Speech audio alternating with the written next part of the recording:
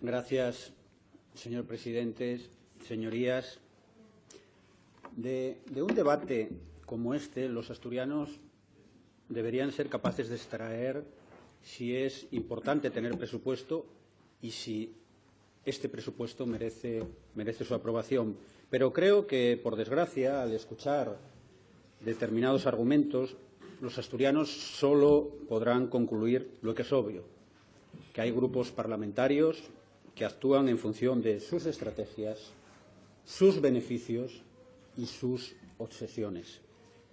Lamentablemente, los asturianos solo podrán colegir de este episodio que se deja de lado el interés general. Y mire, señora Fernández, le debió quedar la cabeza bien descansada a la hora de argumentar su enmienda de totalidad.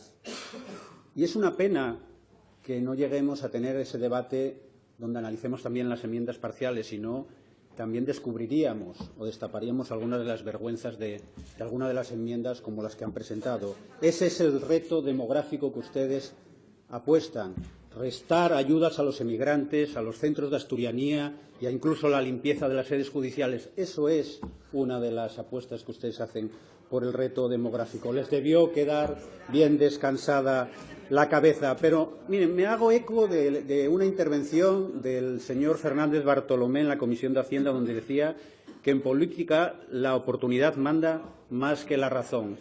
No estoy para nada de acuerdo, o al menos no debería de ser así, porque, miren, cuando se tacha los presupuestos de continuistas, caben dos interpretaciones, dependiendo del grupo que lo diga. No es lo mismo que utilicen este concepto el Grupo Foro Asturias o el Grupo Parlamentario Podemos a que lo haga Ciudadanos o el Partido Popular, porque en boca de Ciudadanos o el Partido Popular la palabra continuismo no debería tener un sentido peyorativo, ya que ambos apoyaron el presupuesto anterior. Y sí que utilizan esa expresión para desacreditar el proyecto presupuestario que debatimos hoy. Y no es para nada acertada esa calificación. Y no lo es porque las cuentas son notablemente mejores que las de este ejercicio. Y con los datos que ustedes conocen y con los que nos ha resumido la consejera de Hacienda, quedan pocas dudas acerca de la certeza de este hecho. Y para nada es reprochable que la derecha pretenda rebajas fiscales y que bajo este argumento no comparta nuestra visión acerca de la fiscalidad de nuestra comunidad autónoma. Lo que sí lo es argumentar que el Gobierno y el presupuesto se orienta hacia la radicalidad, como han tratado de trasladar continuamente durante todas estas semanas. ¿Qué radicalidad? Miren, decía Ayn Rand en su libro La rebelión de Atlas que en el reino de la ciencia pura la verdad es un criterio absoluto y cuando se trata con público intervienen consideraciones al margen de la verdad. A la vista de esto, ¿cómo es posible manejarse con la verdad cuando se trata con la gente? La respuesta que da es que las cuestiones relacionadas con la verdad no guardan relación con los asuntos sociales. Entonces se pregunta, ¿qué guía las acciones humanas?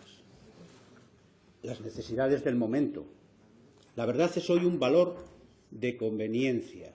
Y escuchando sus argumentos, tenía razón. Han utilizado prácticamente todos los principios gobelianos para desprestigiar el presupuesto y al Gobierno. Han hecho suyo el principio de simplificación y del enemigo único, según el cual es preciso adoptar una única idea o símbolo para individualizar el adversario en un único enemigo. Abrazan el principio de vulgarización o el principio de renovación que implica emitir constantemente informaciones y argumentos nuevos a un ritmo tal que cuando el adversario responde, el público ya está interesado en otra cosa. Lo podríamos simplificar en que ustedes se quedan con esta máxima. Di primero lo que la gente quiere oír, que ya habrá tiempo para decir la verdad. ¿Ustedes les parece radical destinar 4,2 millones de euros más a políticas de vivienda, que se realicen los pagos de ayudas al semestre o que se incorporen los desahucios como opción de emergencia social? ¿Les parece radical incrementar casi un 8% las ayudas a la investigación con nuevas líneas específicas y dando prioridad a los nuevos proyectos? ¿Les parece radical asumir las recomendaciones del dictamen de la Comisión de Investigación de las Listas de Espera, reforzar la atención primaria, aumentar la plantilla estructural o crear el área de gestión responsable? ¿Les parece radical que se asuma la creación de una oficina anticorrupción? ¿Les parece radical reforzar el servicio público de empleo o fomentar la formación en el medio rural? ¿Les parece radical reducir un 50% la cuota de las familias para la red de escuelas de 0 a 3? ¿Les parece radical? Miren, señorías, estas son algunas de las propuestas radicales que ofrece este presupuesto. Y lo que son las cosas, van a votar de la mano de esos radicales, renunciando a todas esas bondades presupuestarias. Y no me sorprende que lo hagan. Lo que sí me sorprende es que ustedes, el Grupo Parlamentario Podemos, no se vean reflejados en esas cuentas, o si se ven, no lo quieren reconocer para no propiciar su aprobación. Otros sí han dejado de lado estrategias y componendas y han sabido tener altura de miras. Y por eso queremos agradecer al Grupo Parlamentario de Izquierda Unida su compromiso en la búsqueda de acuerdos. Porque, como alguien decía, el liderazgo requiere 5 ingredientes: inteligencia, energía, determinación, confianza y ética. Y el desafío clave hoy en día es el ejercicio de las dos últimas, confianza y ética. Podemos ha demostrado ser una organización incompatible con la definición del concepto de negociación. Se han dejado llevar por el resentimiento y han perdido una vez más la oportunidad de aportar algo positivo a la política asturiana. Y es cierto que estamos acostumbrados a que el Partido Popular pretenda que se apliquen en Asturias aquellas medidas que no respaldan en otros lugares. Hoy ha habido ejemplos puestos de manifiesto aquí por algún grupo, por algún portavoz parlamentario, y ustedes deberían de saberlo, que hace pocos meses presentaron una iniciativa en el Congreso de los Diputados que pedía la gratuidad del primer ciclo de educación infantil y en cuya votación el Partido Popular se abstuvo. Igual que saben, como ya indicó el portavoz de Izquierda Unida, que fue el Partido Popular el que paralizó el Plan Educa 3, que preveía una inversión de más de 1.000 millones de euros para esta etapa educativa. Pero también deberían de saber, porque deberíamos de aprender de algunas de las sentencias del Constitucional, encima que son recientes, como la que afecta a la Ley de Universalidad de la Sanidad Valenciana, que cuando el ámbito competencial corresponde al Estado, de nada valen los fuegos de artificio que ustedes utilizan, porque les hace cómplices de la derecha política asturiana. Y no es creíble que por 2 millones de euros Asturias no cuente con presupuestos. Y no lo es, como ha dicho la consejera, por razones de equidad, de justicia social, algo a lo que hemos contribuido durante años los socialistas a través de la gestión de distintos gobiernos en Asturias. Y mire, señor León, si tan falso es cuando el Partido Popular y la señora Fernández traslada ese discurso del coste de las familias por el impuesto de sucesiones, como el dato dado por usted sobre la incidencia en las familias mileuristas de las escuelas 0 a 3. ¿Se han puesto a la misma altura? Dese cuenta.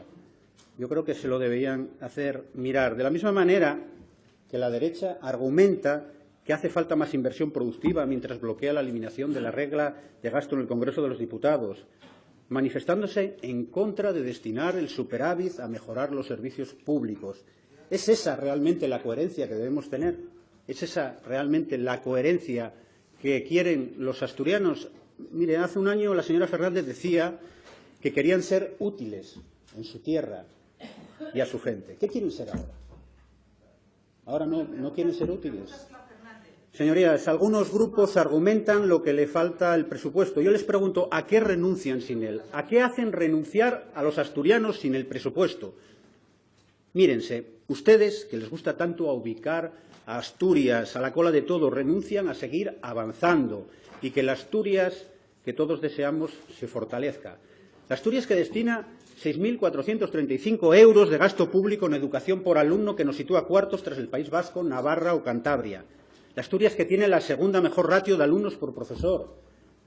La Asturias que es la segunda comunidad autónoma que destina más inversión media por alumno y año al transporte escolar.